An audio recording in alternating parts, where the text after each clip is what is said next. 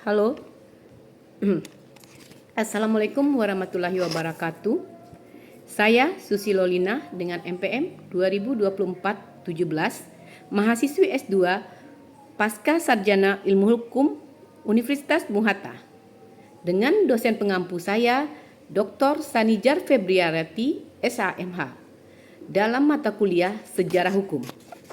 Saya akan mencoba menceritakan mengenai tugas yang saya buat, yaitu teori hukum historis dan kebiasaan.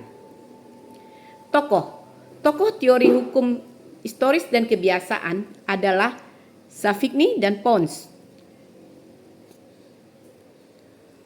Teori hukum histori berpendapat bahwa hukum bukanlah hasil dari kehendak pembuat undang-undang semata, melainkan merupakan hasil evolusi yang berkembang secara bertahap melalui sejarah.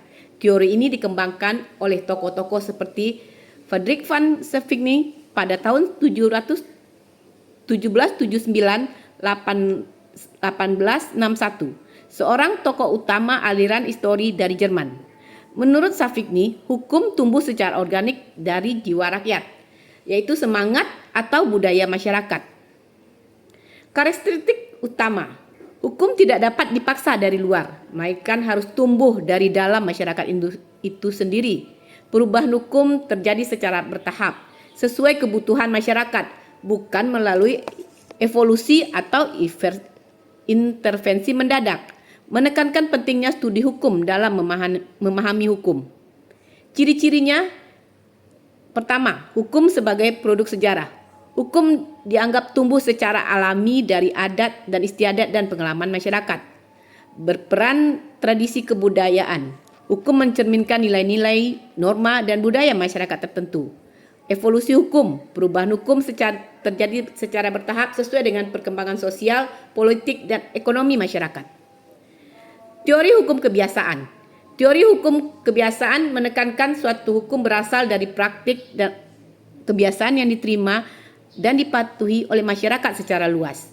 Kebiasaan dianggap sebagai sumber hukum utama karena mereka mencerminkan apa yang dianggap benar dan pantas dalam kehidupan sehari-hari.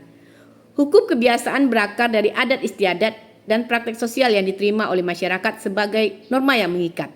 Kebiasaan menjadikan hukum apabila diterapkan secara konsisten dan memiliki pengakuan sosial, bahkan terkadang akan diakui oleh penguasa. Karakteristik utamanya tidak tertulis tapi memiliki kekuatan yang mengikat, tergantung kepada konsensus masyarakat dan pengakuan yang terus-menerus. Sering menjadi dasar bagi hukum tertulis, terutama dalam masyarakat tradisional. Ciri-cirinya, pertama, hukum menjadi kebiasaan, fungsi sosial hukum.